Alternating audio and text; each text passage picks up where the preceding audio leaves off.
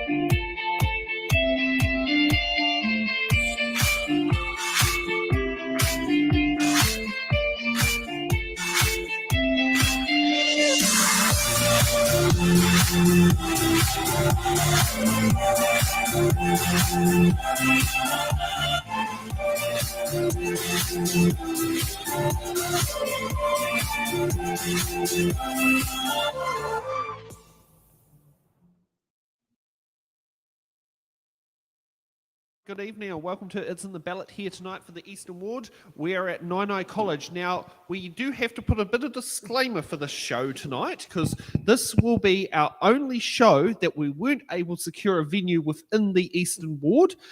We did try long and hard, but we haven't done it. But we're within a couple of 100 metres of the boundary with the railway tracks towards our east. So that is the reason why we're at Naenae College, and would like to thank Naenae College for having us here tonight. Ben, thank you for joining us back again to ask the questions. It's a pleasure as always. I'm always happy to contribute to local democracy or any kind, actually. Certainly right. Now, actually, I think we've got a... now, Ray, you're going to have to change a file on there. I think we've got to change the electric video over because I still think it's got the old one in it from last night. We don't want to be talking about the Paraparama Award.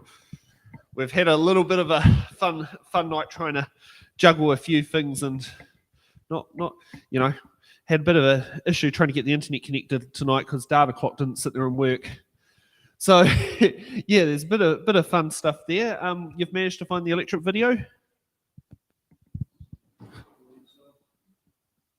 Yeah, it's Eastern Ward HCC.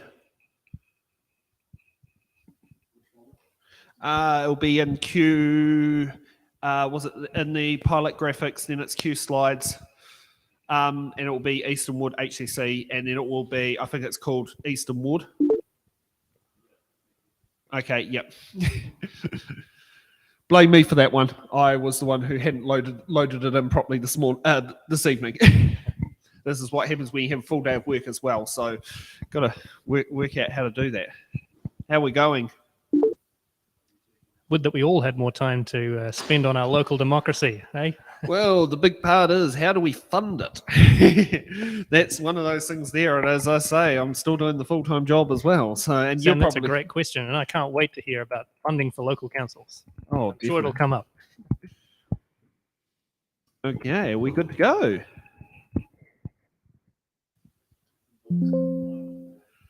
No, I know the feeling about that. So what do you recommend of the pizza place I recommended down the road? So far, so good. I managed to get 2 whole pieces of the pizza in before we went live. So, you know. Oh, God, you're better than me. Listen, we'll call this filibustering. Yeah. Legitimate one. I wonder if it makes sense to maybe go to opening statements while we're waiting on the technical... Oh, we've got it. We got it. Yeah. I was thinking that, actually. Eastern Ward for Hutt City Council.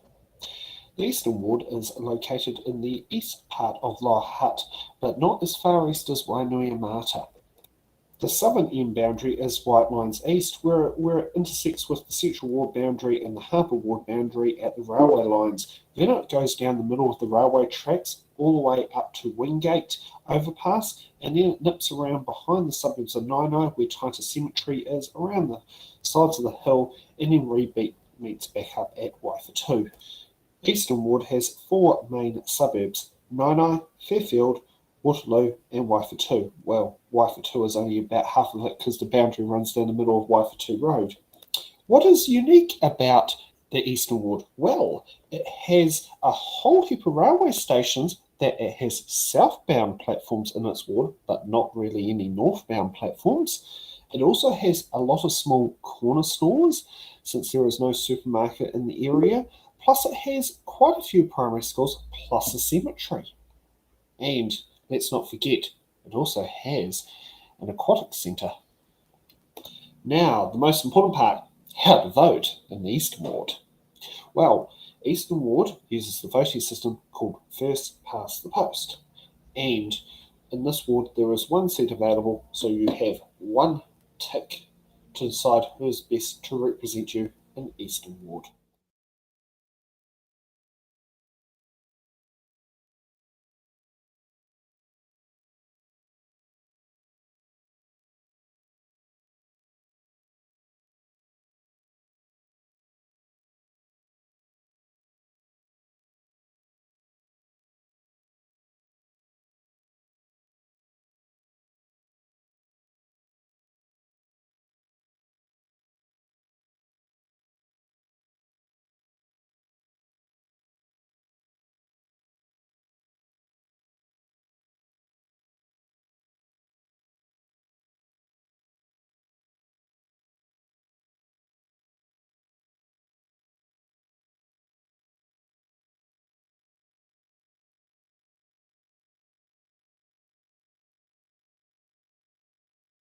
My patch.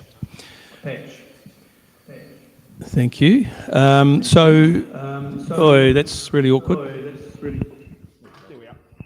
Thank you. Okay. Right, we're back on track. So, United Hutt, what we stand for is to restore financial discipline and reduce the excessive rate rises, fix the broken services, to ensure that we put people before party politics, and complete projects such as the reconstruction of the Naenae Pool. From my point of view, I bring experience from the plumbing, construction and energy industries, and I pledge that I'll work collaboratively and listen and engage with the community to work hard for the Eastern Ward and to create a better and a more vibrant Hutt City. Ngā mihi, thank you. Okay, next up, Andy, what's your opening statement? Tēnā koutou katoa, ko Andy Mitchell tōku ingoa. My name's Andy Mitchell. I'm the current ward councillor for the Eastern Ward. I'm a proud resident of the Eastern Ward. I've lived in Naenae for the past 15 years and been really involved in my local community. I was president of Naenae Play Centre, on the board of Rata Street School.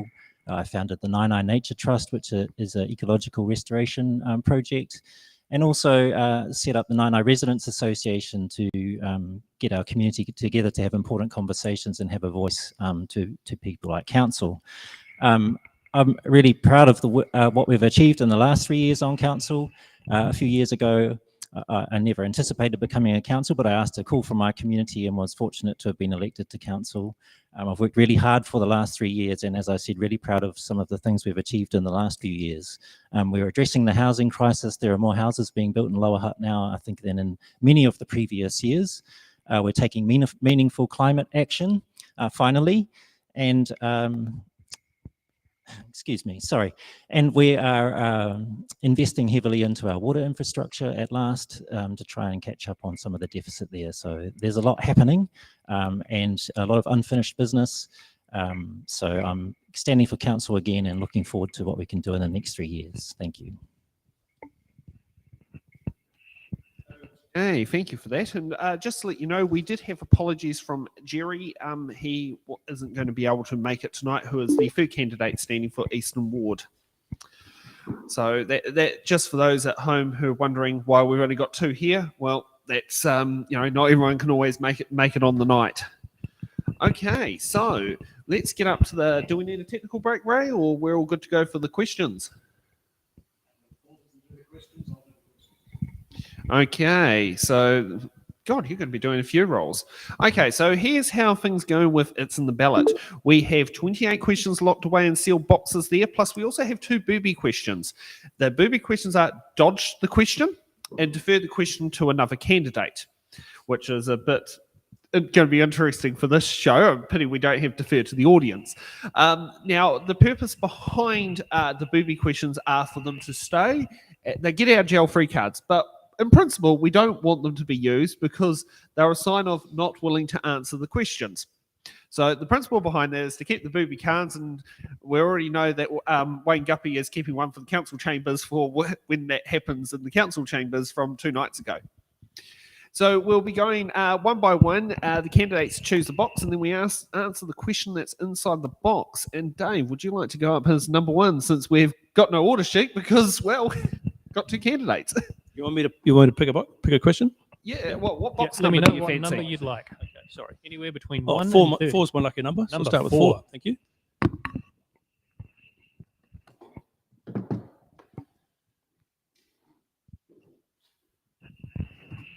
All right, Dave, your question is, climate change is one of our biggest threats. What will you personally do to role model decarbonisation? Yeah, that's a great question. What I'm going to do is continue to drive a hybrid EV vehicle, which I have done for the past 4 years. I continue to carpool. I will continue to make sure that all of my journeys are valuable. And those are really the key things in terms of what I'll be doing to role model. I'm also at home. I'm called the recycling police. I take charge of that and make sure the right product or recyclable material goes in the right area. It causes some fun at homes, but I'm passionate about it, so I do it. Okay, Andy. I'll take one from the front row here, number 21. Number 21 coming right up.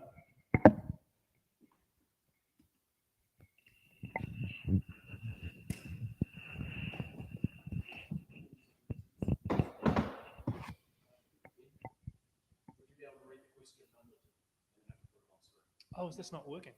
Okay. No, it's working. Right. It's to correlate with the graphics. Right. Question number 14. Yeah. So yeah, what would be number 14 on the Number screen? 21.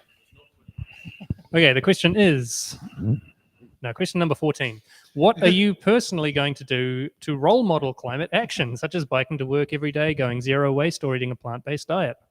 A very similar question. I actually is. parked next to Dave, I think, outside by the sound of things. I also drive a plug-in hybrid electric vehicle, Mitsubishi Outlander, which is great actually. It runs on petrol when you need it to, but living around Lower Hutt and just driving into the CBD, I can drive around on battery most of the time. So, my next electric vehicle, I'm hoping will be a full electric vehicle once they bring some bigger ones online.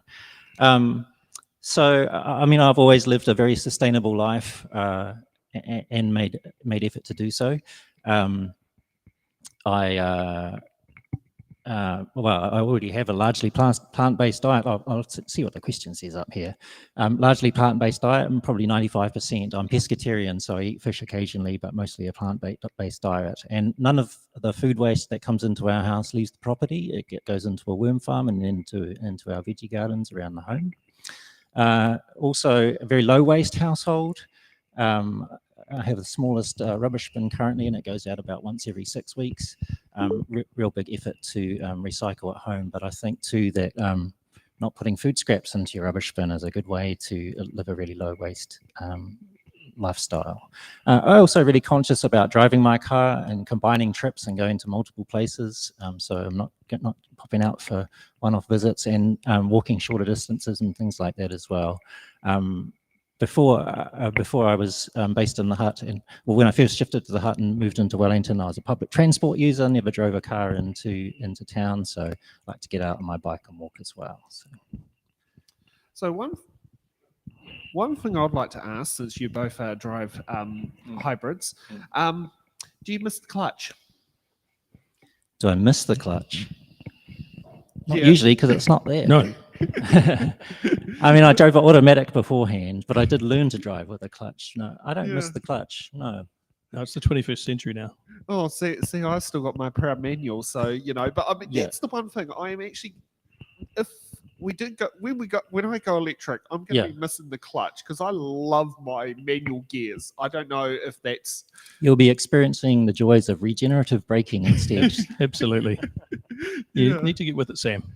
Oh well, I'll use it for a few more years. I mean, till and I want this an EMV 200 that can do something like 450 k's per charge, which might be a bit of a wish, but it's Yeah. not quite there yet. I think one thing I've noticed having the hybrid EV, because you're on battery sometimes and petrol, is it probably makes you think even harder about how you use your car, is what I find. So, you're trying to use the battery all the time and not to get over. I was just going to ask, am I up next to pick a question? Yeah, you are. Yeah. Oh, 6 again, 6, please. Box number 6.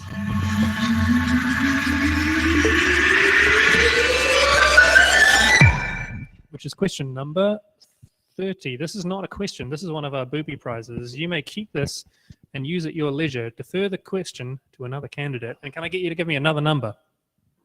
10. Number 10.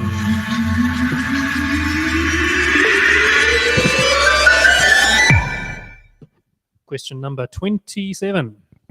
Here it is. Councils are being given roles and responsibilities from central government. Sorry. Councils are being given roles and responsibilities from central government coming from regulation and legislation. These are referred to as unfunded mandates. What is your opinion on the unfunded mandates from central government? Yeah, that's a great question. Clearly, councils are regulated by local government New Zealand, and there are things we can do and things that we're not able to do outside of that. As I said earlier, one of the things that United Hutt and myself as a candidate is standing for is that we'll put people before party politics.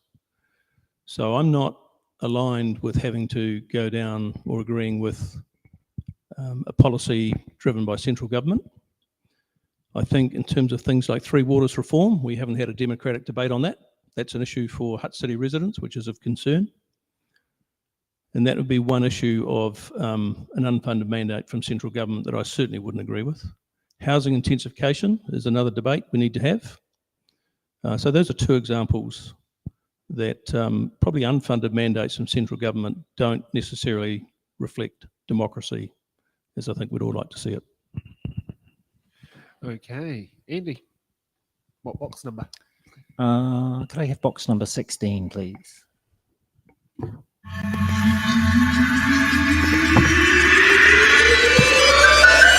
You've got another booby prize. So you got one each. And the good news is that there's no more in these boxes here. So every remaining box will contain a genuine question. If I dodge the question. All right. Can I have one more number from you, please? Oh, I'll go for number 19 here in the front.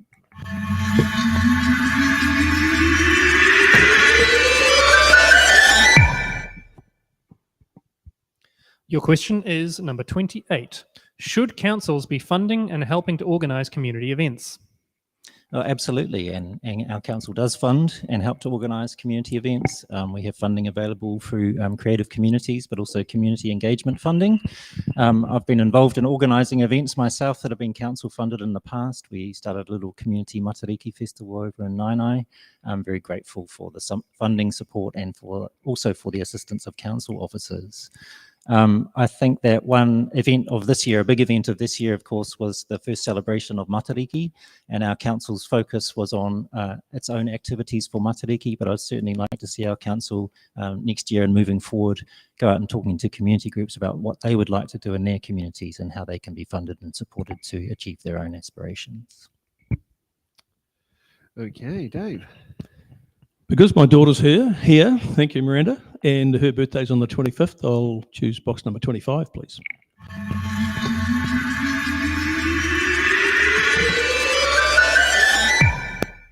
No, it's not. It's Otherwise, June. you get one of those double birthday Christmas situations, and nobody likes those. Question number 22. Do you agree that if there is a move to introduce volumetric charges for water for residents, it should be only introduced with the consent of the majority of voters? Well, again, I think that suggestion of introducing water meters should be part of the Three Waters debate, which we haven't had, as I said before. And if water meters are proven to reduce the volume of water used, I would support water metering as long as the price for residents is appropriate. Okay, Andy. Could I get number 20, please? Absolutely.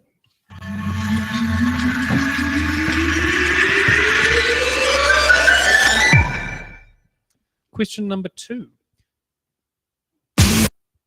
I'll take This it. is Maybe the I could take exact that one. same question. I think there were a couple that were the same. Shall I just give it a crack? Yes, I suppose you should. Yeah. This is good. We get to hear from both Do candidates. you want to read it out again for the Sure. listeners? Do you agree that if there is a move to introduce volumetric charges for water for residents, it should only be introduced with the consent of the majority of voters? No, I don't. I assume what the person is asking is for a referendum, and it's referendums are problematic for a couple of reasons. One is that they cost a lot of money. I think our officers have advised us it would cost $150,000 to run an election, a referendum outside of an election, and maybe $50,000 within an election. The other problematic thing about it is that we have a really low voter turnout to our local body elections, 43% in the last election. The majority of voters in our last election was only 22% of the people who actually live in this city. So, you know, as councillors, it's our job to make decisions for the good of the city, for the good of most people in our city. And we certainly need to make informed decisions. Up in Kapiti, they introduced water meters about 8 years ago. And it was interesting, their peak time water usage did come down 26%. If we could achieve that, if we could achieve their current water usage rates here in Lower Hutt, we'd be able to free up enough water for another 8,000 homes in Lower Hutt. So they certainly do reduce water consumption. The other interesting thing up in Kapiti was that overnight 2/3 of people's water bills went down because they'd been subsidizing the other 1/3 of people all the time. So it's, you know, it's an unfair system. I feel that if, you know, if some people are paying for heavy water users, then that's an unfair system. So I think it's something that we should take a look at. Dave. 13, please. Number 13, I believe term is 11%. I remember in Shannon they removed all the 13s from the around all the towns, so all the 13s disappeared. Question number 12. What are you going to do to ensure young people's voices are heard and actioned to keep our city vibrant and growing? Yeah, I think the clear thing to do there is to ensure that councillors are engaging with the community. There are many people that work in the community with the youth, and that's important to understand what youth need. I think it's always important to have activities available for youth. And one thing that I would like to do immediately is provide some support to the basketball court at Naenae, where young people are using that court, but there's no structured competition there for them. So I think that's a great opportunity to engage with the Naenae youth. Andy. I'll grab this closest one, number 27, please. Coming right up.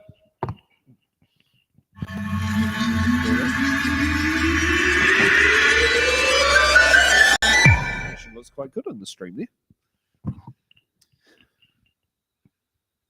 Your question number 16. COVID has shown us that we need a bit more space to move around and not catch contagious diseases. At the moment, those in cars have all the space and pedestrians are squashed onto narrow pavements.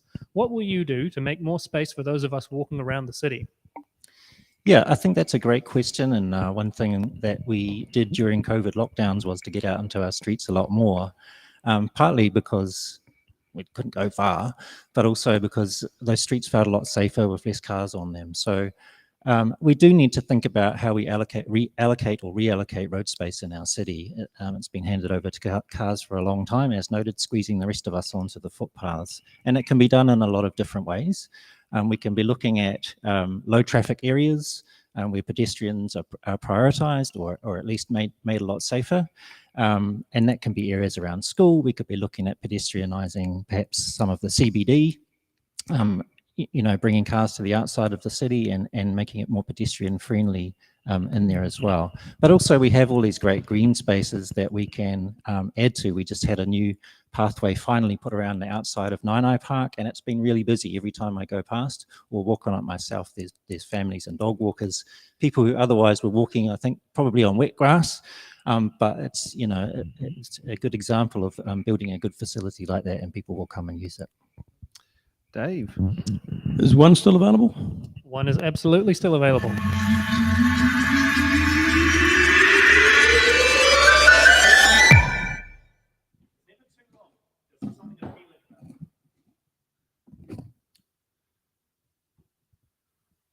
Question number 6. What will you bring that is different from the current leadership? Well, I'm certainly not referring to Andy here. I'm thinking I'm going to address this more in terms of the mayoral race. And I know that Tony Stellinger, the mayoral candidate for United Hutt, will bring financial discipline to the council. I think he will restore function to the council. I know he'll restore function to the council. And Tony will lead a collaborative team and a collaborative council. That's probably all I want to say on that matter. Okay, Andy. Can I have number 5, please? Yes, you can.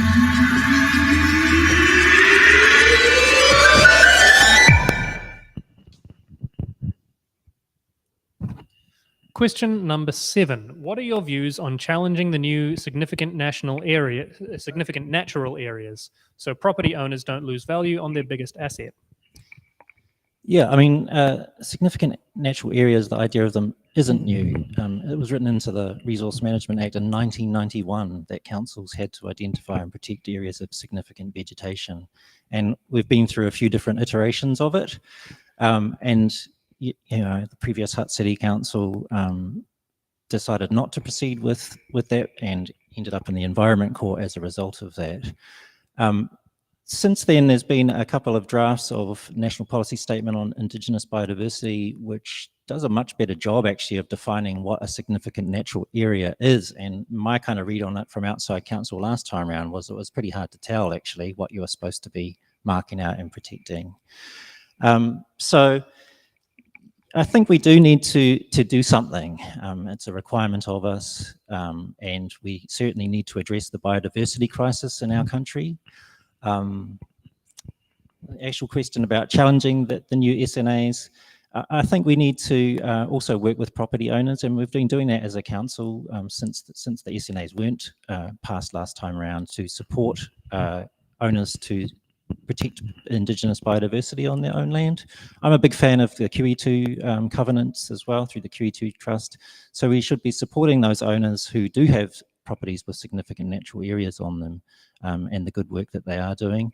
And I think if there's a requirement for us to restrict the development of that land, then we should be looking at how we can compensate for that, perhaps by offsetting rates or something like that. And I know other councils already do that for QE2 trusts. So, yeah. Dave. 17, please. You got it.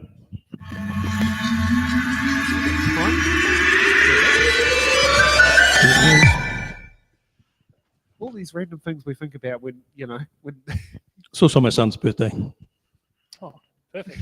Question number 3. What are your priorities to work on for the next 3 years if elected? Those priorities are restoring financial discipline to stop excessive rate rises. A 30% rate rise in the last 3 years from this well in excess of previous councils. And looking at the long-term plan, rates will double in the next 10 years, and debt is intended to double in the next 10 years as well. And that's not a great future. Also, too, I said earlier, we will bring the fact of putting people before party politics, and we will bring function back to the council. We'll bring collaboration back to the council. And the third thing would be to continue to develop a vibrant, satisfying working environment for the staff in the council. Thank you. Andy. Number 18, please.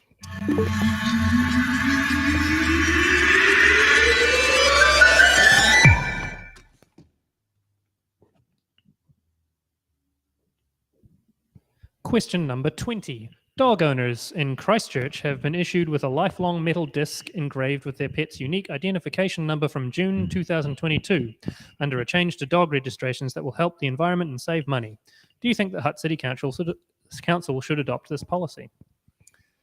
The person who wrote the question will be pleased to learn that Hutt City Council has offered one dog tag for life since 2021. I think we were one of the first councils to offer it, actually. So that's 10,500 fewer of those little plastic discs that are being produced and disposed of every year. More importantly, we have a new recycling system that is, has been successful in gathering 25% more recyclable materials by volume. That's 2,800 tons of extra material that's not going into our landfill every year. That's being recycled and reused and reducing the need for those raw materials as well. So, yeah, good news for dog owners. 24, please. 24.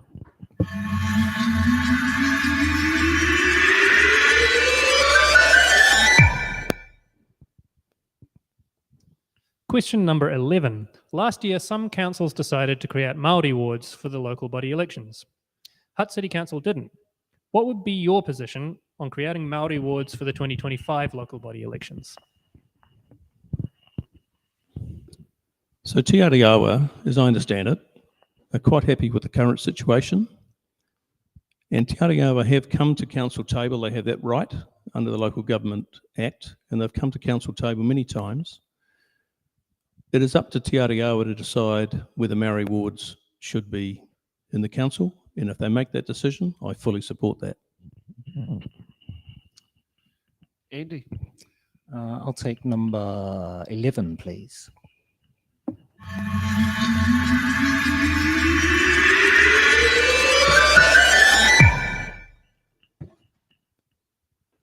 Question number 19. Are you a current member of any political party, and has your campaign received any support from a political party, including access to voter databases and volunteers? No.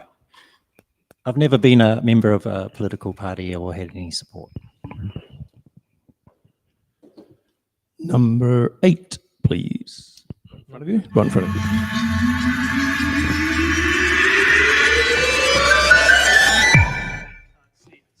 So we've got number 8. Yeah, my tablet's glitched. Just, It did not this got to a me box for last number night. 9, but it is there. So if you're just scanning across them, remember that 9 is an option. Your question is question number 10. What's your biggest priority for the next term, and how do you intend on delivering on that? This may be a bit repetitive because it's similar to the last question. My answer is similar to the question before last. Biggest priority is to restore financial discipline to the council so that we avoid excessive rate rises. In terms of delivering on that, it's looking at the long-term plan and analysing the costs that are in there, line by line, and identifying where savings can be made. And there are plenty of them, for sure. That is the biggest priority by far. With financial discipline, the council's in a good financial position to deliver on climate change, sustainable matters, transport. Without financial discipline, we've really got a very bleak future. Andy. I'll take missing box number 9, please.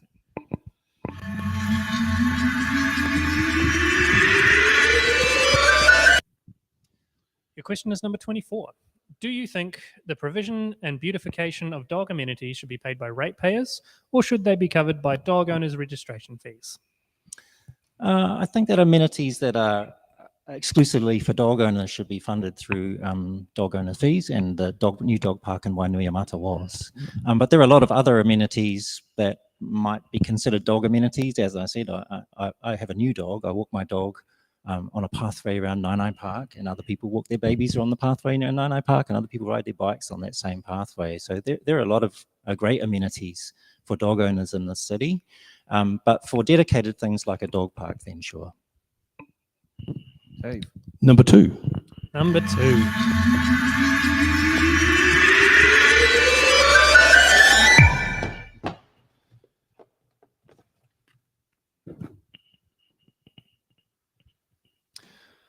Dave, question number 18. What is your immediate actionable plan for upgrading decaying and failing infrastructure such as sewage, water, and stabilisation of hillsides for critical routes, and suspending non-critical projects? I wish I got the question about the dogs. Right, let me think on that one. That's a pretty involved question. There's a number of elements to that. So I'm going to start to refute that we have decaying and failing infrastructure. The previous 10-year plan signed off the council from 2018 to 2028 was an investment of $1.3 million in water, 3 waters and transport. So there's been a lot of hype and talk in the media about Lower Hutt City's decaying infrastructure. We're certainly nothing like Wellington. We've got good infrastructure. So the premise of the question is a little bit misleading.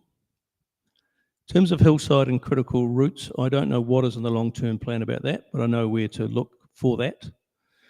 If the questioner can indicate or send an email in terms of which particular critical routes that they're concerned about, we can look at that. At the end of the day, we've got good infrastructure, we've had good investment, and it's unfair to be suggesting that previous councils haven't invested in infrastructure in terms of Three Waters. Okay, Andy. Number 28, please.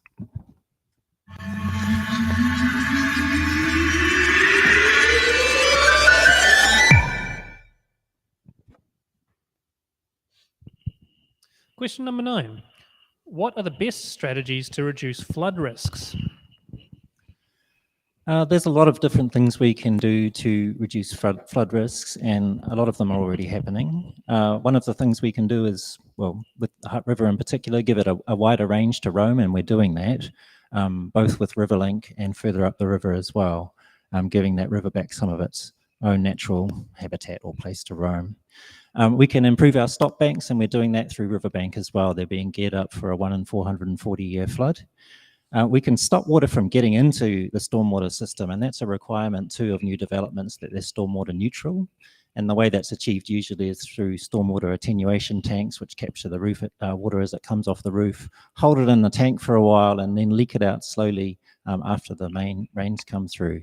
Water-sensitive urban design, things like rain gardens and swales and so on and so forth.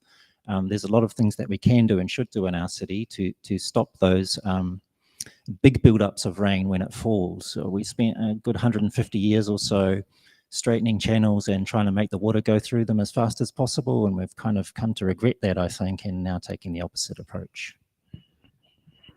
22, please. 22.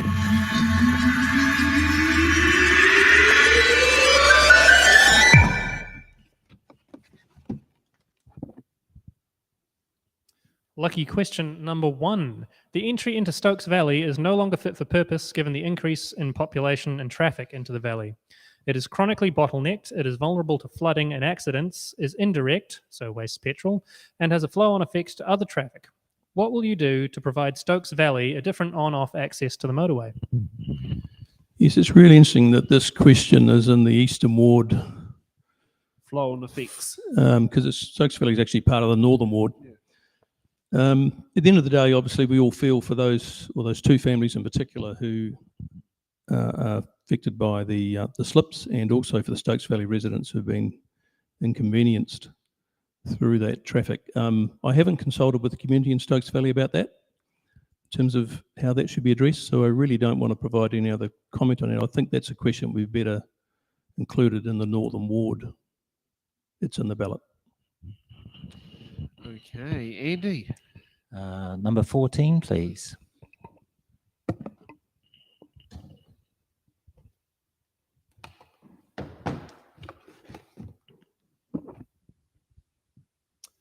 Question number 4. What are your thoughts on the public libraries in Hutt City, and do you have any plans around them? I love the public libraries in Hutt City. Like, I think that my local library in Naenae is the heart of the Naenae community. The staff there are wonderful. They're founts of knowledge and always willing to help people. It's a great place for people to gather. It's full of great books and online materials and other materials. It recently was refurbished, so it's looking better than it has in a long time. And you know, we've already made some changes to libraries in this triennium. We dropped fines first for children and now for all overdue books. That was clearly presenting a barrier for some people to come back and keep using our libraries, which is so important. And, you know, we have great technology in our libraries as well. So I don't really have a lot of plans for our libraries. Our council has plans to do further refurbishments of a few more libraries over the coming couple of years, Moira and Petone in particular, and our libraries function really well. So I think we should all celebrate them and support our librarians. I wish I'd got that question, because one of the things I'll be doing for our libraries, and I agree with Andy that libraries are very important. In the Naenae library, I'll be prioritising the fixing of the screens, the monitors that currently are out of order. I'll take question number 7, please.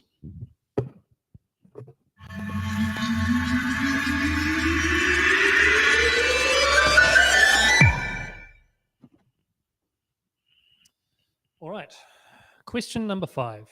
Many bus stops in Lower Hutt are not at the required 15-metre entry taper, a 15-metre marked bus stop, and a 9-metre taper exit to ensure all bus stops are compliant with both Waka Kotahi requirements and Greater Wellington Regional Council accessibility charter to allow for the bus to kneel for those passengers who need it.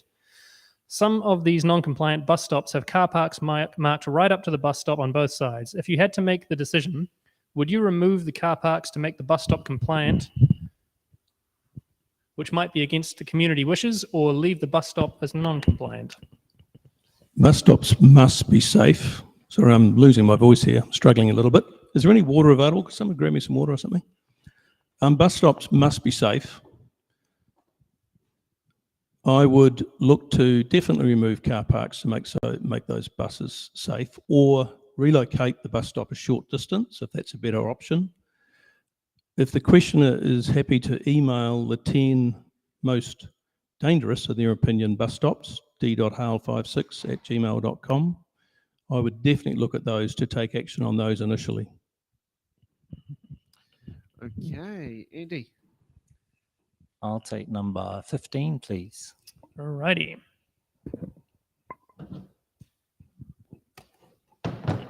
I'm a bit sleepy at the wheel.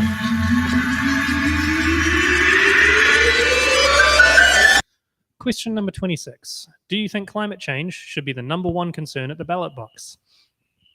Yeah, I think it should.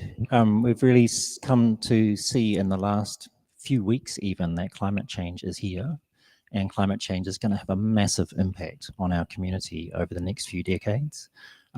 We've known about this impending issue for decades now, and been kind of pushing it down the road and pushing it down the road. So as I mentioned earlier, I'm kind of proud of our council. We have now set targets, and we have a plan for decarbonising our council as an organisation, and we're making really great progress on that. We've also worked with the community to make a climate action pathway, and that requires all of us to make change. So that's the big challenge coming ahead for us in the next triennium, I think, is getting our community on board and helping them to find ways that they can make change in their own lives. And the other part of it really is reconfiguring our city for the future.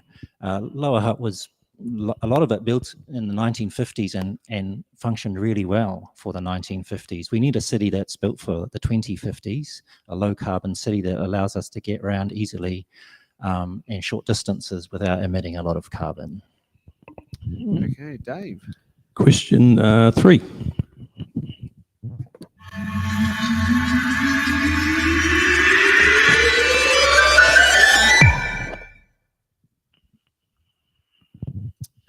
Question number 25. What do you think will be the 3 biggest issues for the councils in the next term, 22 to 25? Well, I'm going to talk for Hutt City Council, and the 3 biggest issues: restoring financial discipline to reduce the excessive rate rises. That's number 1. Number 2, putting people before party politics. Number 3, fixing the broken services. Those are key. Okay, Andy. I'll take number 30, please.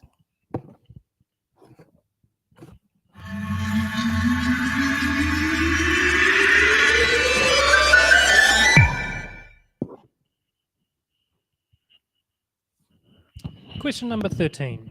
We need more affordable housing. How will you ensure more land is freed up to build high density housing? Absolutely, we do. And there have been changes made already to allow for higher density housing. One of the first, I think the first meeting that I went to as a Hutt City Councilor was to pass District Plan Change 43 to allow for intensification, and it was targeted intensification, which is what we really want to see. We want to see intensification close to our railway stations, close to public transport, close to our community centres, so people aren't incentivised to jump in their car every time they need to go down to the local shops or to the local library, or to catch the train into town, or to even to drive into town. And now we have the government bringing in even more enabling policy. It's a bit contrary to what we wanted as a council. Our views for intensification were a lot more targeted, and unfortunately, the government changes are going to allow for 3 houses, 3 stories on any property anywhere in Lower Hutt. And what you'll see, I'm sure, is that property developers will be picking up the cheap land at the margins and doing that out there. And unfortunately, what that means is people are going to have to travel longer distances to get to the local shops, to get to the local library, or to get to the railway station. So our council's already done a lot, probably as much as it can to enable intensification and to target that intensification as well. I really look forward to seeing more apartment living in our CBD through Riverlink and through further development in there, and also apartment living around those railway stations. Greater Wellington, I know, are taking a look at Waterloo train station and whether they can develop housing right there. Thank you so much, Peter. I'm losing mine too. Yeah, thank you. Okay, Dave. 12. Number 12.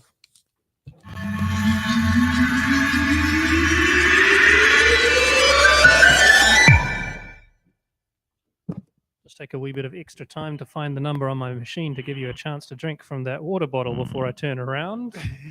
And we have question number 17 for you. Delaying projects that reduce climate change is a well-known strategy by climate change deniers and the fossil fuel industry. What will you do to ensure projects are started and completed in a timely manner and not delayed constantly by small groups of people? Thanks, Andy. So I don't support delaying projects that reduce climate change. I agree with Andy that climate change is one of our biggest challenges and we need to face up to it straight away, face to face, right up, get on front of it. So I certainly don't support that. What we do need to do is make sure that we have good financial discipline so that the council has the funds to address climate change. At the moment, we're wasting money. We're not able to spend the money we may need to do to reduce climate change. I certainly don't support delays. We need to move forward. It's here, now it's real. Thank you. Okay, Andy. 29, please.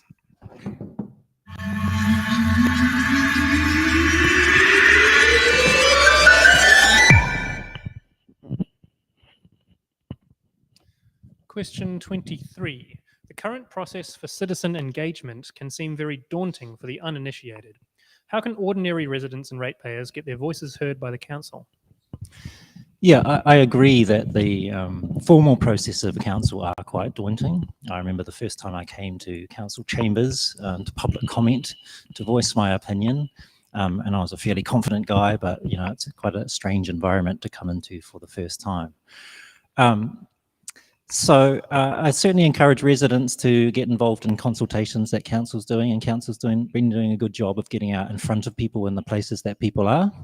Stalls at the Naenae market, for example, workshops in libraries and things like that. I really commend councillors who are engaging with people on social media. I'll just give a quick shout out to Brady Dyer. He's the busiest of all, and really approachable. And actually all of our councillors are really approachable people, and our contact details are on the council website. Many of us are out in the community doing regular councillor catch-ups at local libraries or at cafes and other venues like that. So it doesn't need to be daunting. There are lots of informal ways that you can speak to your councillors and share your views, and those views I can guarantee you are taken on board. But also I'd like to see, you know, technology has changed the way we engage with each other a lot, just in the past few years actually, with Zoom meetings and all these kind of things. So there's a lot more of that going on. And one thing I'd like to see is the ability for people to express themselves through public comment by submitting a short video or something like that, so they can do it with themselves and do it by themselves at home, and you know, do a retake if they feel that they messed it up, and not feeling that pressure of sitting around a table with all those people watching at you. So I think there's still more that we could do. Okay, what box number? Box number 23. 23. I think we're setting a record for the 2022 season. Most boxes opened. Yeah, Yeah, the record time. We haven't even played our cards yet. All right, the question is number 21. Do you support more housing in the ward? And if so, how would you see this achieved?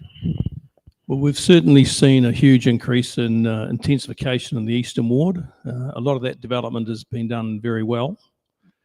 I do support more housing in the ward. It's great to see Koinga Ora finally getting around to developing the land beside the Apuni railway station, which sat empty, I think, for probably 5, maybe certainly 4 or 5 years. Tremendous waste of a public asset. Last night I was at the Apuni Fairfield Community Group first inaugural meeting. Andy was there as well. And we got a lot of good feedback from people to say that it was great to see that intensification recurring, bringing people back to the school. It's been great for the school. So certainly support that. In terms of it being achieved, obviously we're seeing a lot of single space housing removed and replaced with intensification. That's great.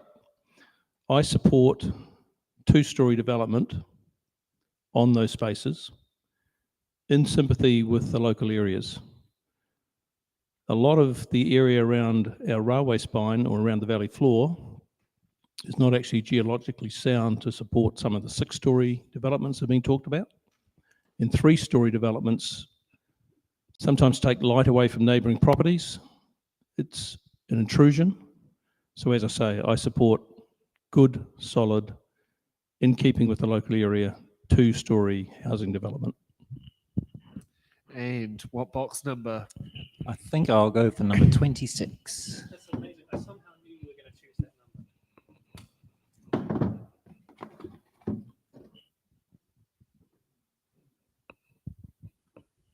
All right. A lucky last question. Number 15. There is no overlap between planet-saving planning and car-centric planning. What will you do this term to actively reduce the number of private vehicles on Hutt City streets? I completely agree with the statement there.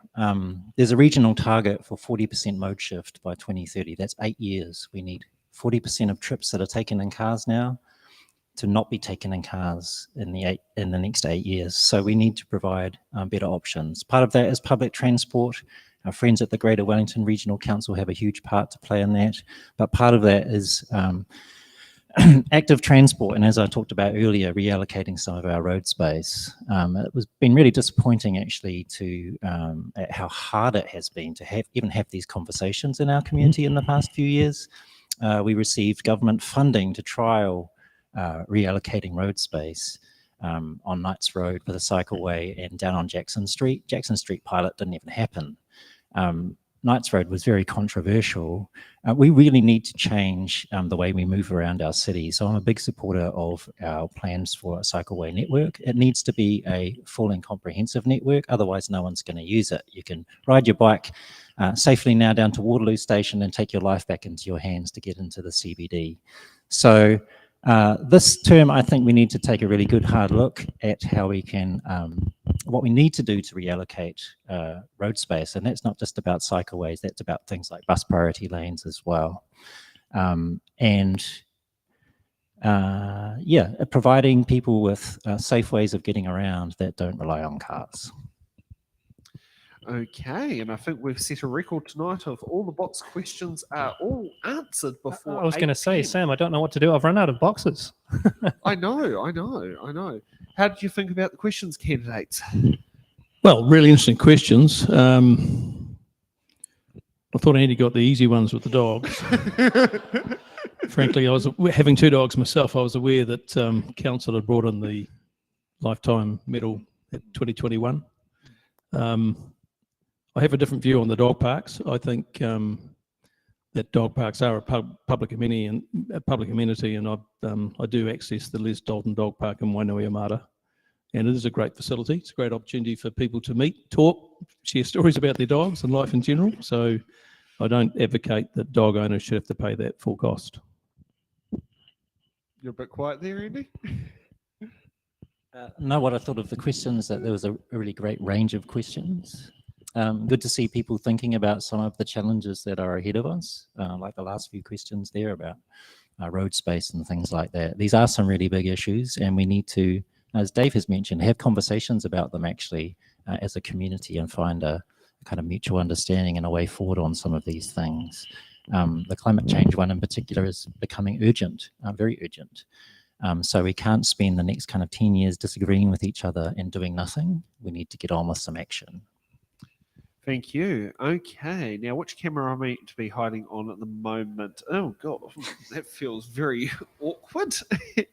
Okay, so we're going to take a bit of a break, give these candidates a bit of a stretcher, get to have bits of mix and mingle with the audience, and we'll see you back in the next 5 to 10 minutes for hard-hitting questions.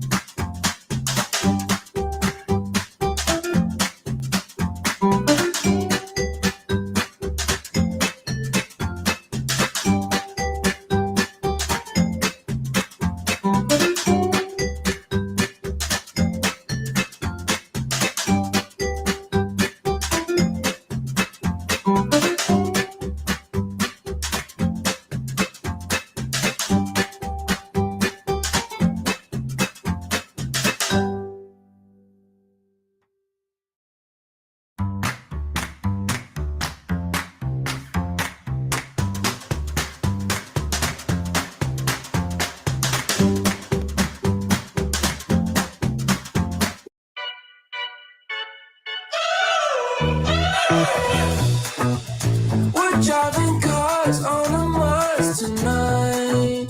We're passing off to the stars tonight. We wanna go, go. We wanna go, go.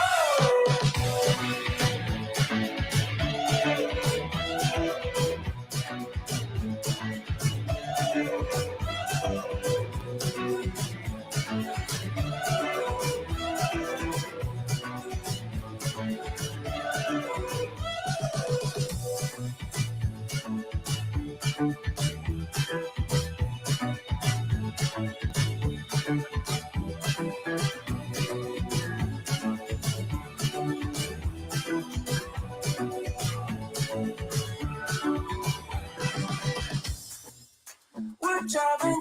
cars on a Mars tonight.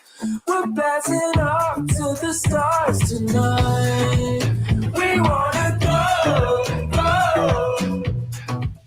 We wanna go, go.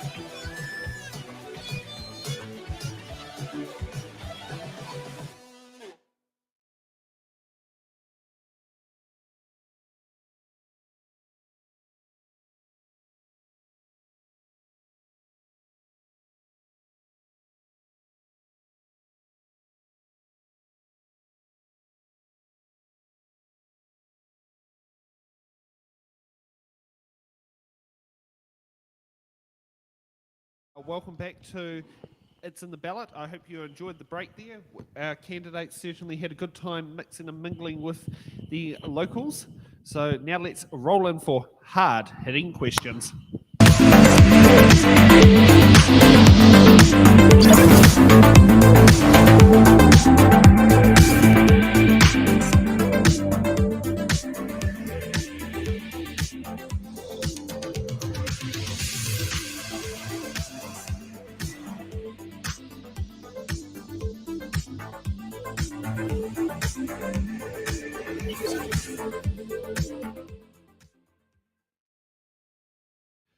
Okay, and tonight with hard-hitting questions. Oh, I'm over here now. Gee, yeah, I've had a bit of fun moving on to there. With all our hard-hitting questions, we want to sit there and get the opinions of candidates, and free waters is the big hot topic at the moment. So what is your position on free waters reform, and why have you come to that position? Let's start off with Andy this time round. Sorry, I was looking for the question up on the screen. Oh, I'm That's guilty okay. for that. I got the we are. question. Yep. Yeah. So I think that most people around the country agree that we need to reform our three waters system. There hasn't been a lot of councils or other people who don't think that things need to change. The status quo is pretty much untenable. But at the heart of it, three waters reform is about affordability. Affordability for councils and affordability for ratepayers. I remember when Wellington Water came to us with their advice for our long-term plan for three waters investment, and they had been asked to prepare 3 investment options. They prepared a high and a mid and a low investment option for Hutt City Council. We around the council table never saw the high option. It was that unaffordable. We couldn't, with all of council's borrowing power, afford the mid investment option with all of the credit available to our council. So we had to ask Wellington Water to go away and revise their mid investment option downwards, and then extend our borrowing capability to afford that level, lowered mid level of investment. Three waters infrastructure is becoming unaffordable, really unaffordable. And we're an urban council as well. We have a lot of ratepayers in a small area. Around the country, there are a lot of rural councils who have the opposite. They have a small number of ratepayers over a very big area and a lot of infrastructure spread over the country. So affordability is the key issue for me for three waters reform. And the government has done modelling that suggests that for ratepayers, in the future, in 2050, without reform, we'll pay a lot more for water. We're going to pay more for water anyway because we need to increase our investment. Government modelling says, I think, for Hutt City, in 2050, without reform, we'll be paying over $1,000 more per year for water than with reform. We're going to be paying more anyway. So I think it's an affordability issue. Some people think it's an ownership issue, and I don't feel the same way about that. What's important to me as a resident is the quality of water that comes out of my taps and the affordability of the water that comes out of my taps, not that I own all of the pipes that bring the water to my house. So absolutely, I think that we need three waters reform. And the government has done a lot of modelling about the size of entities to provide our water. And some people disagree. I was there in the really early Three Waters meetings in Wellington with the DIA, where they were spitballing ideas. Is it Super 12? Is it 100? And they've done the modelling on it, and they've found what they consider to be the most effective size for these water entities. So, and of course, partway through that conversation, we were told that we wouldn't have a choice in whether or not to join in with Three Waters reform. I don't know how you can reform water across a country with some people in and some people out. So the government mandated it for all councils. And from that point onwards, our job really as councillors has been to think about the impacts on our community and to advocate for our communities. And we've done that. We've talked to the government about which parts of it are good for our community and which parts of it are challenging to our community. So that's what we've done. As a council, we've engaged with the process. Some of us a lot more than others, and given that feedback to the government. And I'm not going to stand here and tell you there's a perfect model in front of us all, because it's probably hard to come up with the perfect model. But I know that a lot of work has been put in by the government to figure out the best way to move forward with this. And yeah, for me, it's an issue of affordability. A lot of people have challenged the government's maths as well as their design. I don't think I've seen any figures that suggest that water will be cheaper in the future if we don't reform our Three Waters system. Okay, that's a very nice detailed answer. Dave? Yeah, I'm going to answer this in two ways. And that was really interesting hearing from Andy in terms of some of the background material that he's obviously been privy to as a councillor. But a short answer, there's been a lot of toing and froing in the media around the country. And I think there's a very clear disagreement in many quarters with central government around the Three Waters reform and the lack of debate. Locally, we haven't had any democratic debate or consultation on how residents feel about the issue. I'll advocate strongly for debate and consultation so that we can hear some of the things that Andy has just shared with this group of people. The vote for United Hutt will ensure that we have a democratic debate on this issue. I'm opening to determining what is best for Hutt City on the issue. That's the short answer. Here comes the long answer. Be ready for this. Might be able to pad out your time for you here, Sam. All good, all good. We like informed debate.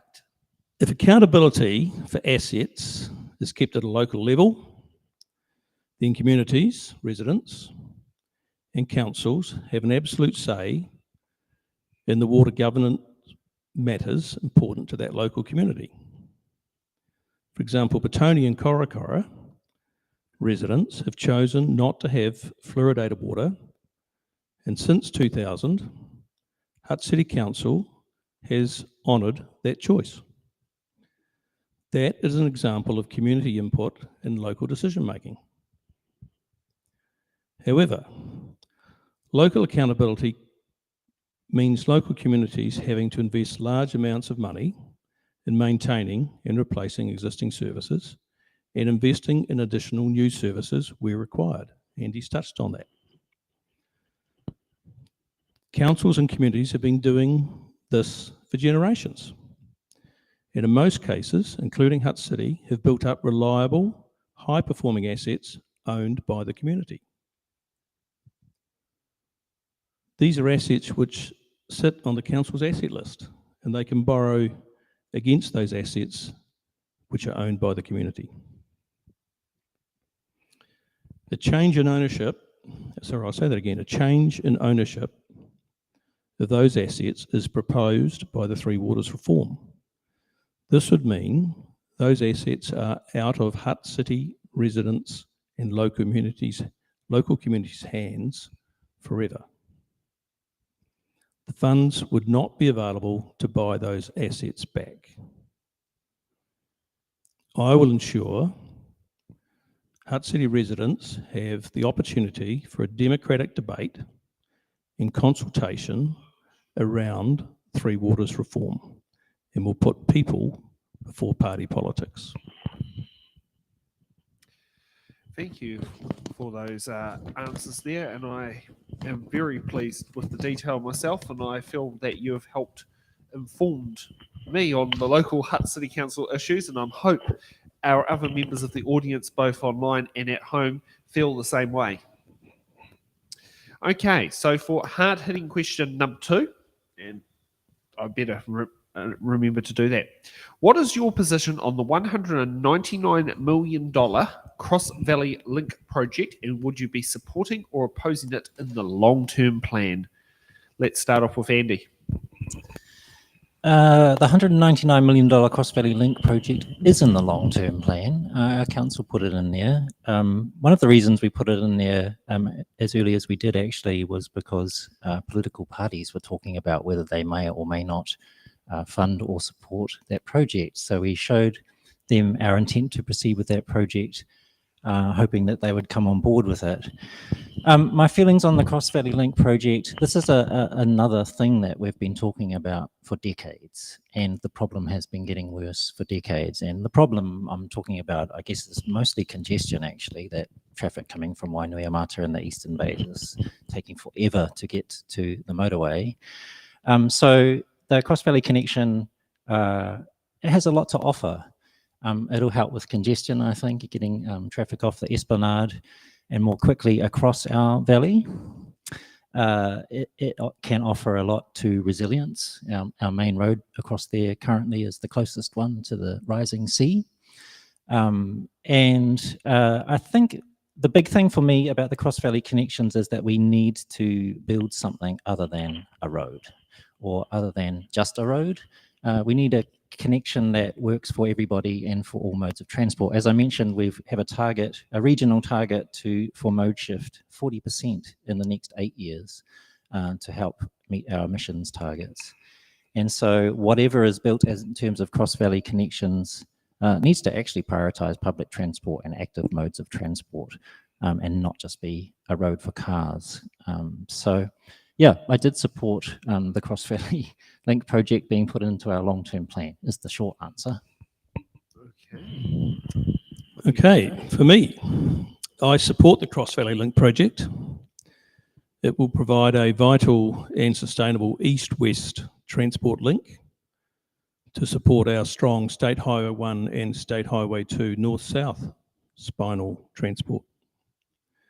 The key is to get 75% central government funding by linking the Cross Valley proposal to the state highway network. This makes it affordable for Hutt City. I agree it's been talked about for decades, and we all see daily the problems that it's causing. It needs to be fixed. That link will ease movement of freight within the region and get trucks off the Esplanade and Randwick Road in particular.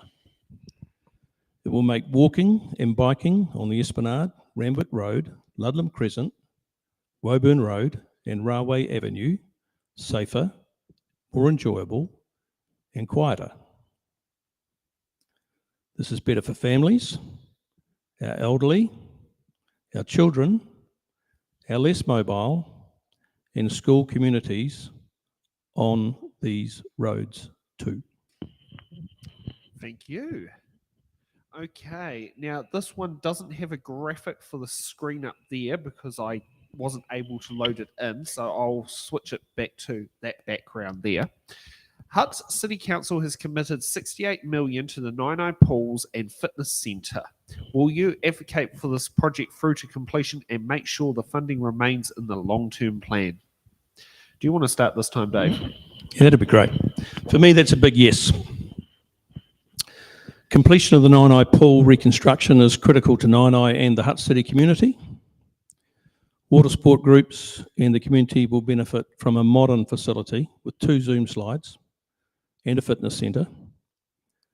It will be an attraction to bring people back to Naenae and return some much needed vibrancy to that town centre. I will want to review the construction contract, which is now in place, to ensure that no or minimal cost escalation clauses have been included. I will also be asking council event staff, who Andy mentioned in a previous question. I agree, they do a wonderful job. I'll be asking them to bring regional and national aquatic events to Hutt City at the earliest possible opportunity, so the city can capitalise on this investment in its future. If not already in place, I will be seeking a corporate naming rights sponsor to reduce the net financial investment by council. But it's a big yes for me.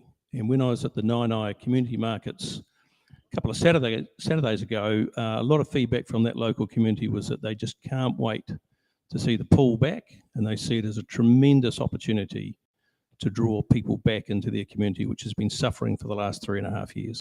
Thank you. Andy. Yeah, well, unsurprisingly, it's a big yes from me also. I've been very happy to support investment in a new Naenae pool as a city councillor, and also very grateful to have been involved in chairing a community advisory group in Naenae that's had input not just into the development of our new pool, but into other community facilities as well. We've purchased the old post office building to turn into a community centre. $68 million is a lot of money to spend on a pool, a lot of money to spend on a community facility.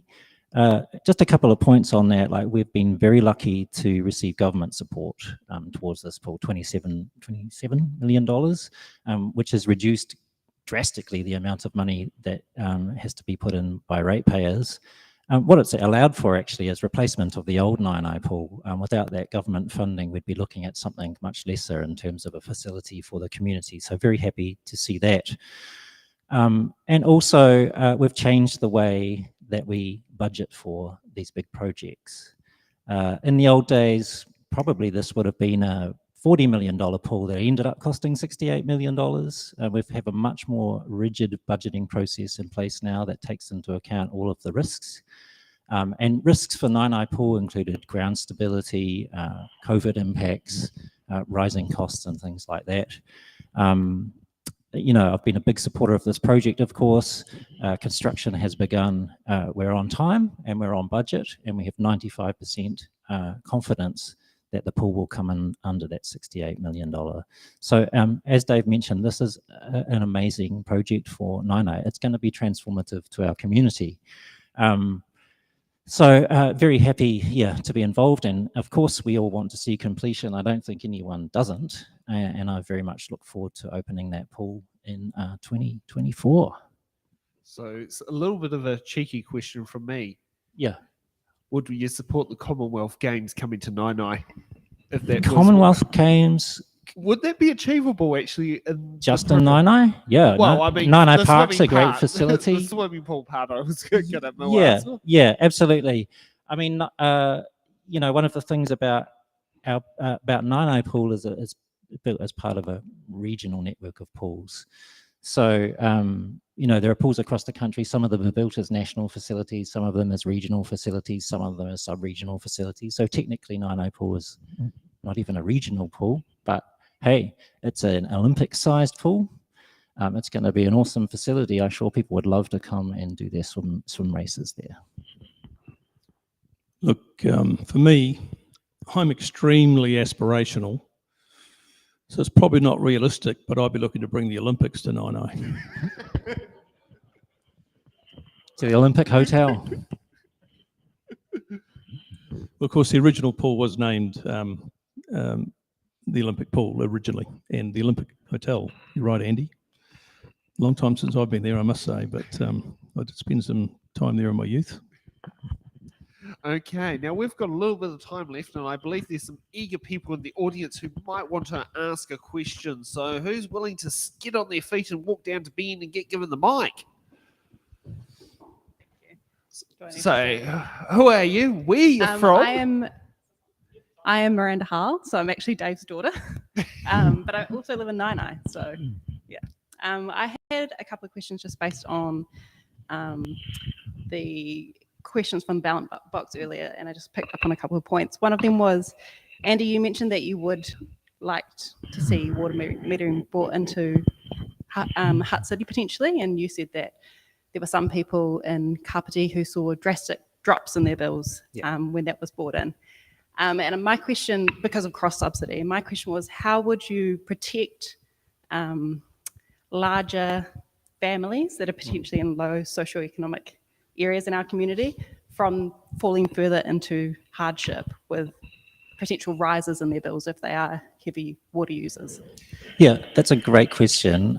Kapiti is a really interesting case study. Like, I think a lot of people think that if we have volumetric charging, we're going to pay a whole lot more for water. We all pay for water already, and we pay, our homes all pay the same amount for water, regardless of how much we use, regardless of how many people live in them, 1 people, 6 people, 8 people. So Kapiti built into volumetric charging that the water supply was not for profit. So they're not, increasing it just to make money, which councils often get accused of. And they also, their system it's volumetric, but it's, houses get an allocation of essentially free water, 50%. They kind of judged 50% of water to be free, and then you pay for the extra water you use on top of that. I'm really kind of interested in the equity stuff like you are. It's quite hard for councils to address some of those equity issues. I mean, we have systems in place for people who struggle to pay their rates, to defer rates. But yeah, I think that we need to develop a system that does work for bigger families. I mean, it's the same with pricing for the Naenae pool, right? Like, easy for me to take my 2 kids. If I had 6 kids, maybe we couldn't afford to go as a family. So I'm really interested to see what we can do for families in particular, and what kind of discounting, I guess, we can build into those systems. I mean, we have good systems in our country. Community Services Card identifies people who will struggle to pay high costs for things. So I'm really interested to see, what's a fair allocation of water per household that they don't have to pay for. Of course, there's a big education piece in all of this too. It's just like reducing the waste from your house. Bigger families don't need to produce tons more waste. Just because they're bigger families, they can be just as careful about it as the rest of us. So, yeah. Awesome, thank you. Do you have anything to add, Dave? Similar question. You can call me Dad. Dave. I'm standing for council. Candidate Dave. Candidate Dave, yeah. Miranda, that's a great question, and that's why I'm so proud of you and the other kids. That is a fantastic question. In terms of and you touched on the point, for larger families, water metering could well be an imposition. Everybody knows we've got a cost of living crisis at the moment. Nobody needs any additional charge for a service they're currently getting at a price. So as I said earlier around the water metering, if it can be delivered at an appropriate price, I would support water metering as part of the 3 waters reform debate. I think your question really hits on the fact that water metering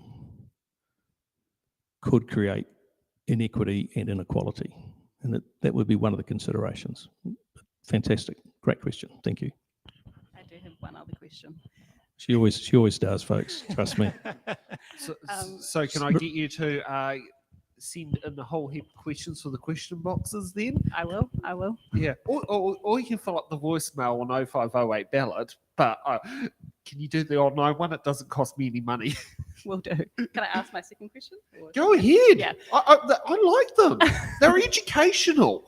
The other question I have is, both of you have talked about climate change and how you both drive electric vehicles and both want to support intensification of housing in our area. But my question is more around, how do you think councils can support to create the electricity capacity to be able to deliver that? So whether that's currently things like you can't put a transformer on a pole that doesn't have a transformer, but that might be the most low cost solution to deliver electricity to these new houses or to new electric vehicles.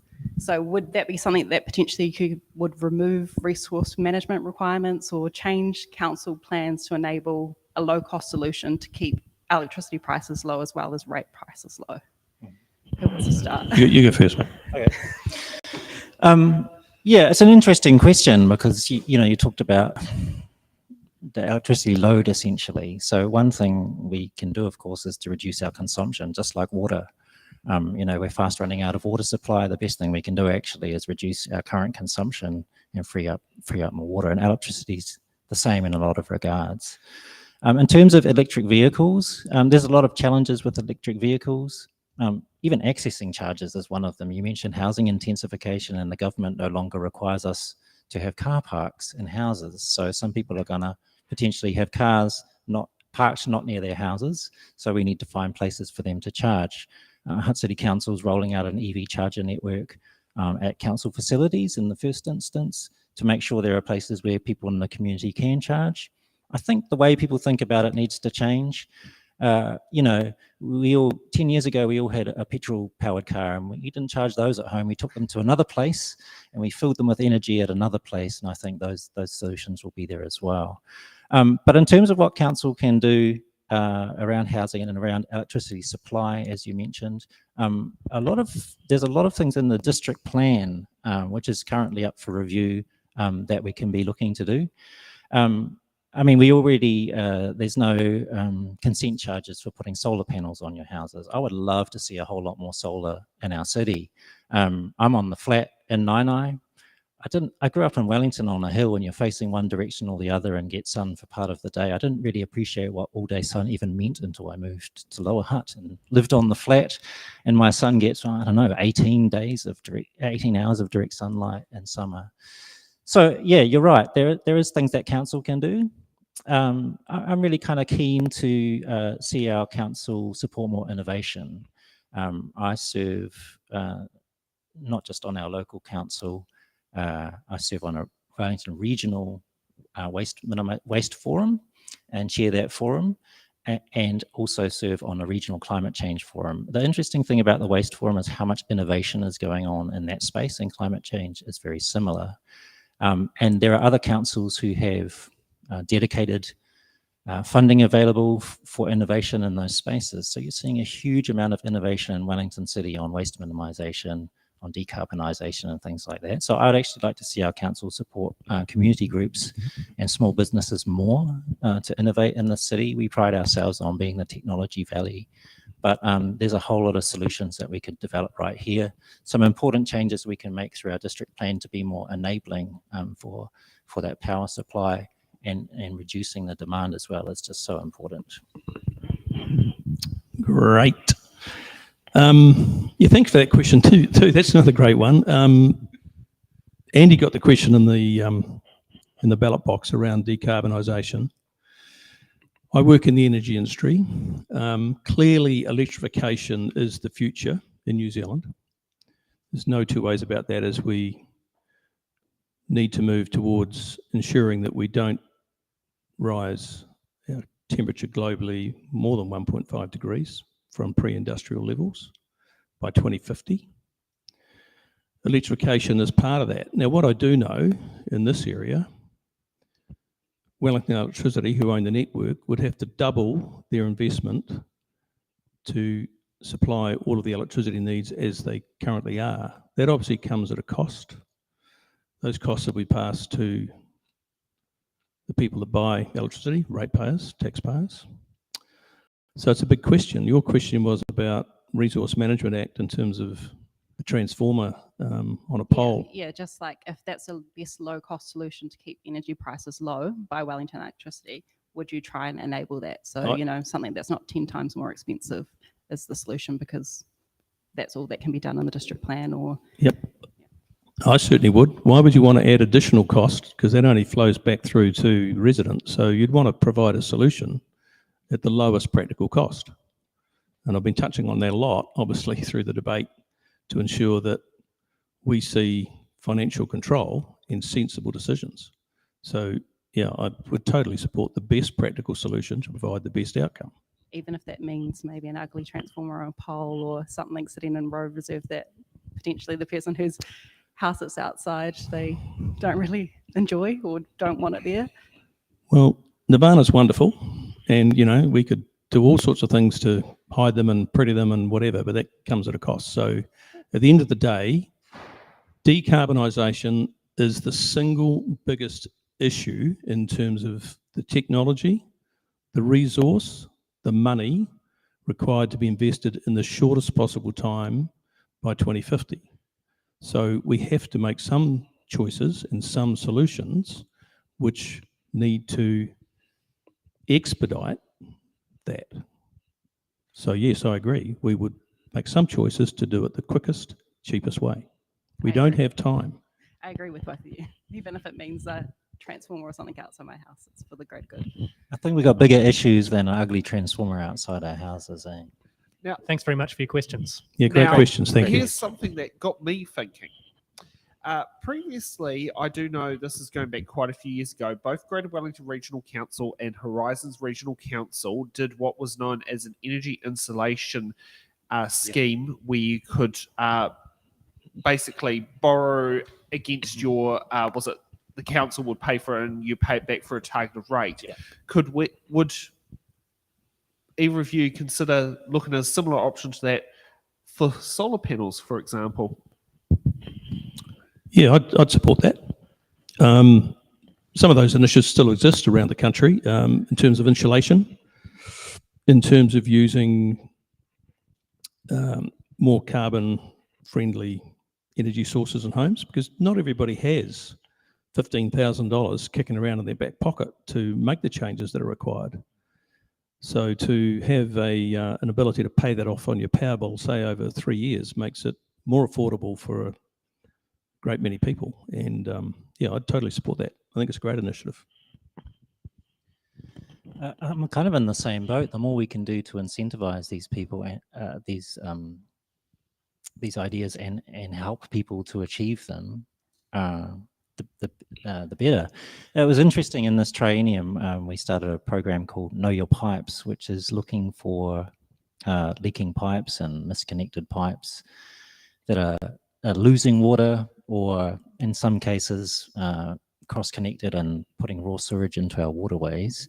And that was part of the additional investment we put into our Three Waters programming, was to go out and find some of these leaks and help homeowners identify them. So they're leaks on private land, and because they're on private land, they're the responsibility of the homeowner, not of council. And we're fixing leaks on the public network as well, of course.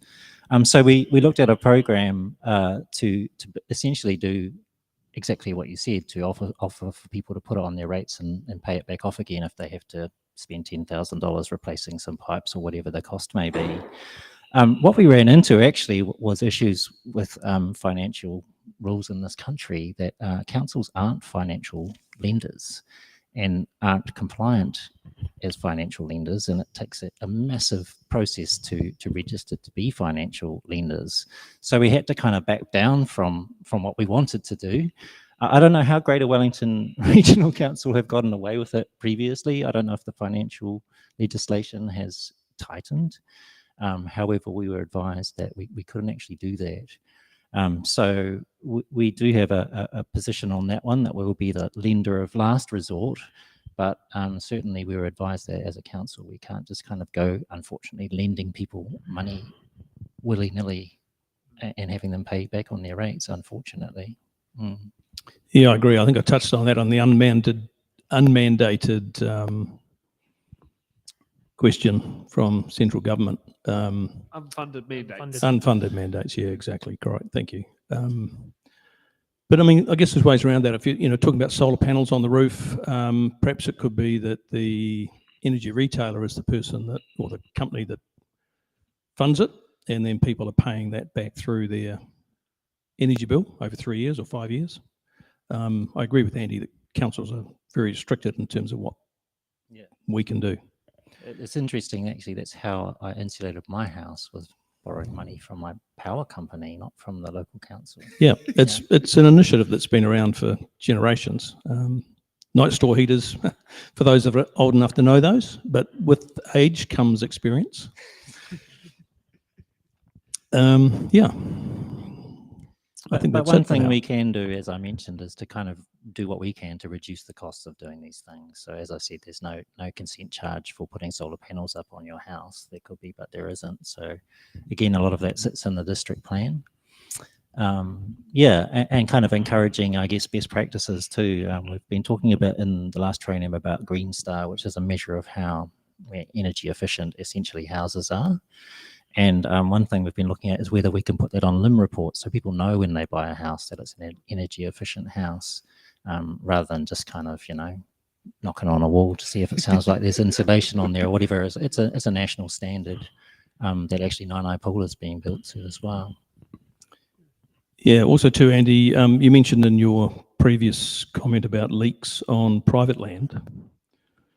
At the moment, there's a leak outside 11 Butler in Naenae, which it's quite a substantial leak. It was referred to me a couple of weeks ago when I was at the Naenae Community Market. So I went and had a look.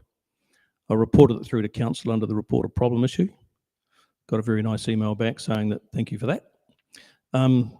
Apparently that's been leaking for quite some time, and I know it's not the City Council, it's the Wellington Water Limited that has responsibility. But I'd really like to see that leak fixed, frankly, and so would the local residents. It's really quite a large leak, and it needs to be fixed. So anything you could do as a councillor to push that through, that would be appreciated. And that's a fair comment, and that's a fair point of view. I think what we all need to understand is that Wellington Water run a triage system, so they really are dealing with the most urgent problems first. And this is the problem with Free Waters, right? That we could fix all of the leaks if we just threw more money at it. We could have all of the leaks fixed every day as soon as they begin, but it's going to cost a fortune to do that. So unfortunately, we're in this corner of running a triage system. So I'm happy to take a look at that one and to report them in. I mean, I report them in. Leaks on my street, potholes on my street. Usually pretty impressed actually with how quickly things are addressed. But the water in particular is one that takes a lot longer than you want it to always. I'm well aware of that, and so are the residents of St Ronan's Ave. There's a pipe in St Ronan's Ave that seriously needs to be replaced, and I agree, Andy, that not all pipes can be replaced at the same time, which is why council has an asset management plan which determines where the priorities are and where they should put their focus. It's interesting, in St Ronan's Ave, there's been 4 or 5 leaks in recent times, but only one gets, even though all 4 or 5 are reported, a crew's sent to fix one, and then 2 weeks later another crew comes and fixes another, and then 3 weeks later or whatever another crew comes and fixes the third one. Sensible management would be to suggest that maybe there's a spreadsheet or some kind of management system so that if 5 leaks are reported in one street, one crew turns up and fixes all 5 at one time. Sensible spending, eliminating wasteful cost. Certainly agree there. Now, let's get off to candidates' closing statements. Dave, you're up first. Well, thank you for that. See, I'm going to stand to do this. No problem. Camera still good? This might be slightly longer than 2 minutes. Not much longer. Look, I'd just like to acknowledge Sam, firstly, and the crew for putting this together, and the people that have turned up tonight, and the people that are watching online, and the people who have submitted questions. It's been very valuable. For me, clearly, I'm new to the council game. I'm just a passionate Hutt City resident that feels a need to put my name forward to address some of the issues which we've talked about tonight. I respect Andy's knowledge as an incumbent councillor for 3 years, and I've really learned a lot from some of the answers you gave, Andy. Thank you for that. I'd also like to thank you for engaging constructively around the issues, and I know that together, I don't think we're going to get into any personality politics between you and I. I think we're both mature enough to realise that. We're committed to addressing the issues. I think we have different views on how we go about that, but at the end of the day, that's called democracy, so that's a good thing. For me, I reinforce I'm standing as an independent, United Hutt candidate to restore financial discipline and stop excessive rate rises, put the people of Hutt City before party politics, fix the failing services, ensure the completion of projects such as the reconstruction of the Naenae Pool, and we've talked about that a lot today. Additionally, I commit personally to focus on issues around climate change, the Melling River Link, which is a fantastic asset to bring people into and out of our city from other parts of the Wellington region.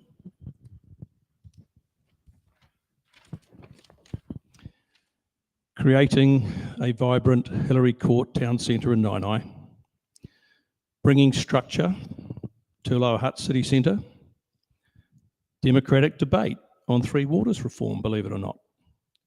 A progressive approach to the development of the Cross Valley Transport Link. I'm also very proud to be part of the United Hutt team. Some of my colleagues are here tonight, so thank you for your support. I'm very proud to be led by our mayoral candidate, Tony Stellinger. Tony is absolutely right on track to address the concerns of residents within the Eastern Ward and across the city. You've all heard me speak on a raft of issues put forward tonight, and as I say again, thank you to those people that submitted questions. Please visit the United Hutt website, unitedhutt.co.nz, to read more and to understand about all the United Hutt candidates and the fact that we are community-minded and we come from a range and a very diverse background. We reflect the community in that regard.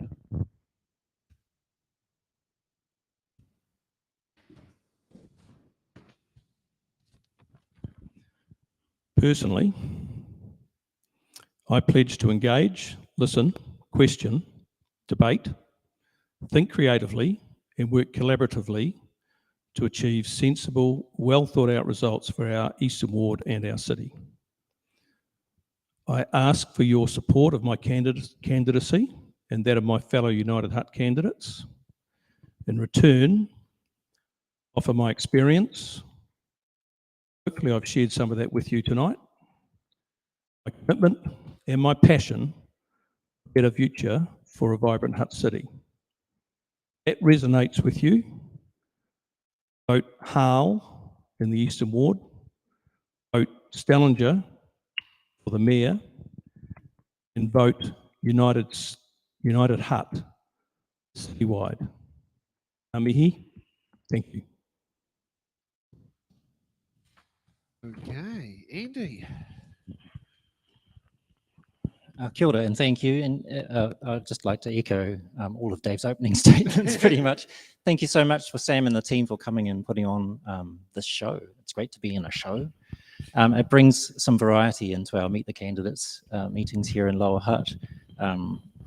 Having been a candidate last time around, there were only a couple of opportunities actually for Eastern Ward candidates in the last election. And they were interesting, but speed dating and things like that. But this is a different one again. Thanks to everybody who's been watching at home and who submitted those questions. Great questions. It's really good to see some engagement and really thoughtful engagement from people. And you can see some different viewpoints in there as well. And thanks to those of you who came out to Naenae College. This isn't in the Eastern Ward, but a lot of our whānau come here. My son comes to this school as well. And I guess that's one thing about being a city councillor and being a ward councillor in particular. There's a lot of local stuff that we can do to help people with their leaks and so on. There's local projects we can involve ourselves in, like Naenae Pool and the other developments there. But really, we're elected to make decisions for the good of the whole city. And we take an oath to make decisions for the good of the whole city. So that's what I did 3 years ago as a new city councillor. In those 3 years, I've learned a lot as well. And worked really hard for the city. I treat this as a full-time job. I do a lot of independent research to base decisions on, acknowledging the great information that's put to us by our officers and recommendations. But there's a lot of information out there as well, and very happy to bring that to the table and inform those decisions. So I'm asking for your support to continue on Hutt City Council. As I mentioned at the beginning, we've made a lot of progress in the last 3 years. I'm really proud to be part of a progressive council that has a long-term vision for this city. As I said, this city needs to change. It needs to change quite dramatically, and it needs to change quite quickly. And as a council, we're committed to making those really important changes to make a climate resilient city for the future. And we need leadership who can carry that work forward. So I'm asking you for your support again. yeah, I'm proud to have been part of the current council team. I'm very thankful for the support of my fellow councillors in my first triennium of council. Looking forward to taking on even greater leadership responsibility should I be lucky enough to be re-elected. But also always worked with in collaboration and with the respect of my colleagues. So if you would like to see the path we're on continue, then please back me as your city councillor. We have made some difficult investment decisions, some quite bold investment decisions for the future.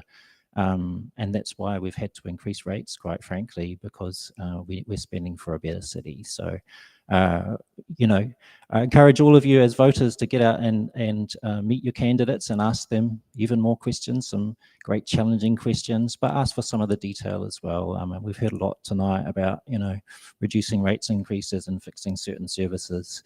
Find out what the detail is and how those things are going to be done, because as candidates, we're all in this for the good of our city.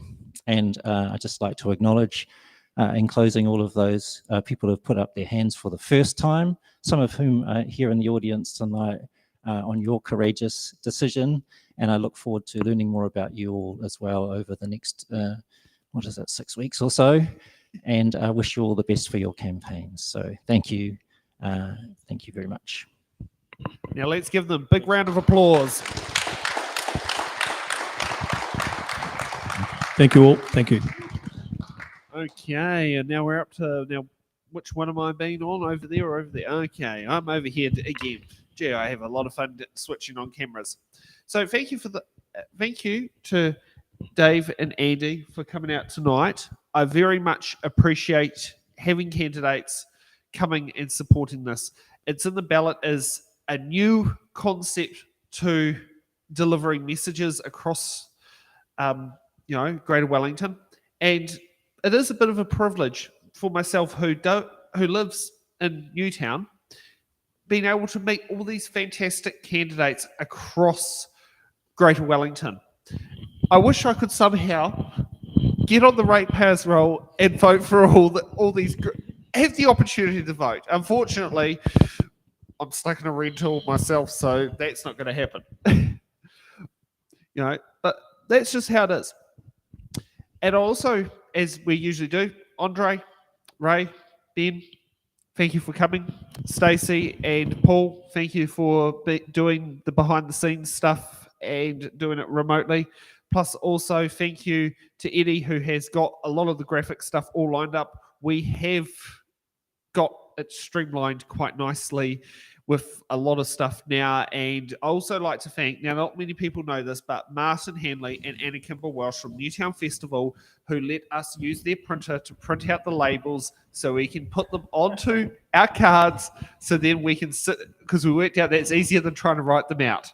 So, I'd like to thank both of them as well, because they're one group of people that you won't ever see it's in the Ballot, but you'll see them at the Newtown Festival.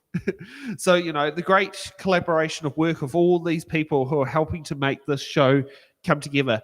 Now, if you've got a question you want to submit for It's in the Ballot, please sit down there and submit it online. You can go to our website and submit the question there, or you can ring 0508 Ballot and select which council line that you would like to do, and transcribe the question, and we'll hopefully get it into one of our boxes. Remember, the rules are for submitting a question, it must be able to be answered by any candidate, because if you target one, you might end up having the wrong candidate opening the box. Now, for shows that are coming up, we've got the Whanangi Onslow Western show this Sunday at 7 p.m. Online, and 6:30 if you want to come and watch the audience from there. So you get to see the Whanangi Onslow Western candidates for Wellington City Council. Then ahead on Monday, same time, we've got the District at Large for the Kapiti Coast District Council show at the Waikanae Community Centre. On Tuesday, we will be back at the Waikanae Community Centre for the Waikanae Ward candidates. And for the big one here, because we're in the Hutt, on Wednesday, the Little Theatre, we've got the Hutt mayoral debate, where we'll see who comes out on top and should get your vote as the next mayor. Thank you for watching It's in the Ballot tonight, and let's sit down there and we'll see you back tomorrow. No, not tomorrow, Sunday at 7 p.m. Bye-bye.